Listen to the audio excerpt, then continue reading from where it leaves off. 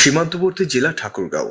হিমালয়ের কাছাকাছি এই জেলার অবস্থান হওয়ায় দেশের অন্যান্য জেলার তুলনায় এই জেলা তুলনামূলকভাবে শীতের প্রকোপ বেশি। কার্তিকের মাঝামাঝি সময় থেকে জেলায় রাতে ও ভোরে হালকা কুয়াশার সাথে কৃষ্ণচূড়ার পাতায় দূর্বাঘাসের মাথায় শিশির বিন্দু দেখা যায়। তবে হঠাৎ করে গত কয়েকদিন ধরে রাত থেকে দিনের প্রথম ভাগ ঘন কুয়াশায় ঢাকা থাকছে ঠাকুরগাঁও। তবে নভেম্বরের শুরুতেই মৃদু শীতের আগমন হয় এই জেলায়, কিন্তু গত 23 নভেম্বর হঠাৎ করে সন্ধ্যা থেকে বেড়ে যায় ঘন কুয়াশা ও শীতের প্রকোপ। রাতে শীতের সঙ্গে কুয়াশা আর বেলা বাড়লে রৌদ্রোজ্জ্বল সূর্যের আলো, সন্ধ্যায় হিমেল হালকা বাতাস। রাত যত গভীর হয় কুয়াশা ও শীতের প্রকোপ ততই বাড়তে থাকে। দিনের প্রথম ভাগ কুয়াশার চাদরেই ঢাকা থাকে এই জেলা। দিনের পূর্বাহ্ন শেষে মধ্যাহ্ন শুরুতে কুয়াশা ভেদ করে আকাশে উঁকি দেয় সূর্য।